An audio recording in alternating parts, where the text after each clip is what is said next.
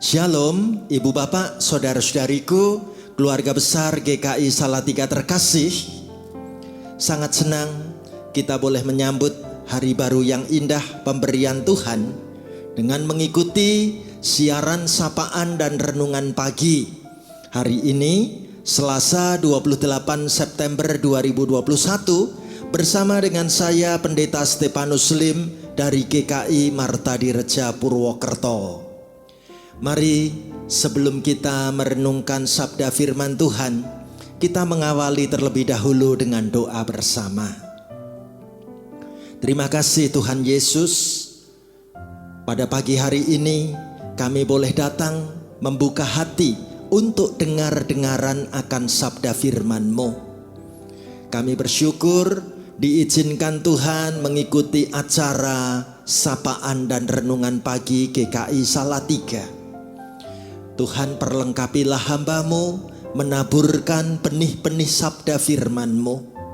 Tuhan memberkati setiap pendengar dan yang mengikuti acara siaran ini, agar hati kami diteguhkan dengan kebenaran sabda firman-Mu.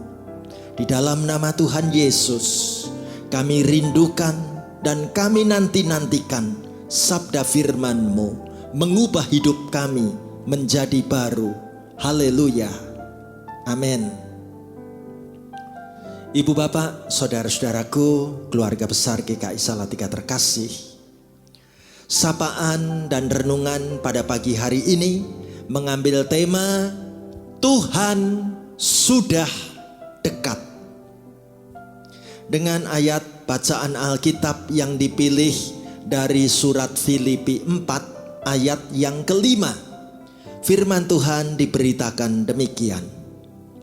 Hendaklah kebaikan hatimu diketahui semua orang, Tuhan sudah dekat. Amin. Ibu bapak, saudara-saudaraku terkasih, saya ingin mengawali renungan ini dengan sebuah kisah cerita demikian. Ada seorang ibu yang akhir-akhir ini rajin banget datang ke gedung gereja, hanya ingin berdoa sendirian di sana. Hampir setiap hari ibu ini pasti menyempatkan diri masuk ke gedung gereja untuk berdoa. Namun akhir-akhir ini ibu ini merasa sangat terganggu, karena setiap kali masuk gedung gereja selalu ada sosok laki-laki yang badannya penuh tato, rambutnya acak-acakan, telinganya bertindik, pasti juga ikut datang masuk ke dalam ruangan doa di gereja itu. Akhirnya ibu ini sudah tidak tahan lagi. Ia bermaksud menemui pendeta dan menyampaikan sebuah harapan supaya laki-laki bertato dan bertindik itu dilarang datang masuk ke dalam ruang doa gereja. Karena aku merasa kurang nyaman, karena aku juga sekaligus merasa kurang aman berdoa di dalam ruang gereja sekarang ini. Bagaimana tanggapan sang pendeta? Pendeta itu hanya tersenyum dan pendeta itu mengatakan, "Ibu, mana mungkin saya melarang orang yang ingin datang berdoa? Bukankah gereja itu harus terbuka bagi siapa saja?" Nah, apa yang terjadi selanjutnya?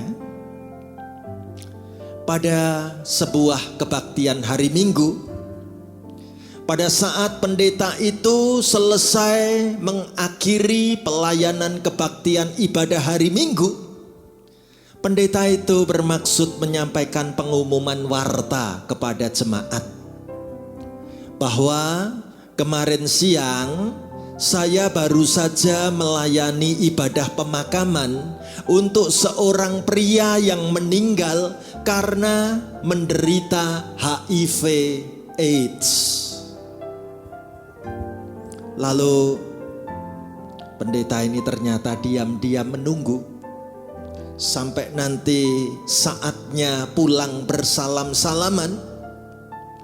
Pendeta ini menunggu sang ibu yang biasa berdoa di dalam ruang gedung gereja. Pendeta ini merasa perlu menyampaikan, ada titipan surat. Maka ketika ibu itu mengajak bersalaman pendeta, pendeta ini mengatakan, "Ibu, saya dititipi surat untuk ibu dari pria yang kemarin itu meninggal. Sebelum dimakamkan, saat saya mengunjungi, pria itu menitipkan surat ini. Saya nggak tahu isinya karena amplopnya dilem tertutup rapat. Nanti ibu bisa baca di rumah saja ya sepulang dari kebaktian." Ibu itu menerima surat itu dan berkata, "Terima kasih Pak Pendeta." Cepat-cepat sampai di rumah. Apa yang terjadi dengan ibu ini? Titipan surat itu mulai dibaca. Ada beberapa lembar.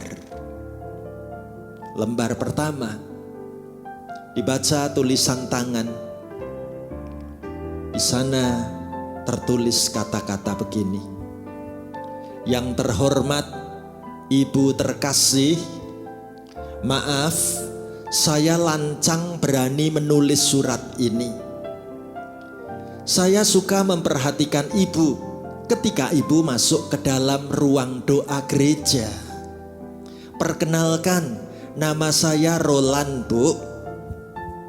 Saya ini seorang penderita HIV AIDS karena pemakaian jarum suntik. Hidup saya sudah hancur, Bu. Dari seks bebas sampai merampok pernah saya lakukan. Sampai suatu hari komunitas kami kedatangan sekelompok relawan kesehatan dan kami diperiksa satu persatu. Ternyata hanya saya sendirian yang divonis positif HIV AIDS. Seketika itu juga hidup saya runtuh, Bu. Gelap, dan beberapa kali saya mau berusaha untuk bunuh diri. Namun usaha bunuh diri itu beberapa kali gagal. Karena diselamatkan oleh orang-orang yang memergoki saya, Bu. Sampai yang terakhir kemarin, ketika saya mau bunuh diri lagi, ketika tekad itu sudah bulat, saya mau menabrakkan diri saya ke truk semen yang melintas. Namun di saat saya mau meloncat ke arah truk semen itu, sepintas saya melihat ibu turun dari mobil, lalu ibu masuk ke dalam ruang di gedung gereja. Ibu, entah kenapa ya, saya tergerak dan saya membatalkan kembali niat bunuh diri itu. Sehingga saya mengikuti jejak ibu, mau masuk ke dalam ruang doa di gereja. Sesampai di dalam gedung gereja, saya nggak berani lihat ke depan, Bu. Saya merasa malu. Saya ini kotor, saya itu sangat hina. Tapi saya sempat melirik ke arah ibu. Dalam hati saya berkata, betapa bahagianya saya apabila saya mempunyai seorang ibu seperti ibu ini. Saya yatim piatu, Bu. Dan karena kesalahan dalam pergaulan membuat saya terjerumus. Saya menganggap ibu adalah ibu kandung saya sendiri, Bu. Tiap hari saya hadir di ruang doa gereja, rasanya bahagia sekali. Saya merasa bisa seatap dengan ibu saya. Hidup saya menjadi cerah, Bu. Saya bersemangat, Bu. Karena akhirnya saya mempunyai seorang ibu yang begitu dekat dengan Tuhan. Untuk itu saya setiap hari amat bersyukur kepada Tuhan. Akhirnya Tuhan memberikan saya seorang ibu. Walaupun saya nggak berani menyapa ibu, tetapi itu sudah membuat saya bahagia, Bu. Namun penyakit saya ini makin berat, Bu. Saya menulis surat ini saja sudah tidak kuat sebenarnya. Saya memaksa diri karena saya sangat sayang pada ibu. Ibu, saya Roland amat sayang pada ibu. Setiap hari ibu saya doakan. Namun maaf, Bu, sudah 6 hari ini saya nggak bisa datang berdoa. Penyakit ini membuat saya nggak bisa bangun dari ranjang saya, Bu. Dan tubuh saya semakin lemah. Sewaktu Pak Pendeta datang ke kamar saya untuk mengunjungi dan mendoakan, saya menitipkan surat ini kepada Pak Pendeta supaya diberikan kepada ibu. Oh, ibu, betapa Tuhan Yesus amat baik kepada saya. Tuhan memberikan seorang ibu yang sangat baik. Saya yakin saat ibu berdoa di gereja, ibu selalu mendoakan saya.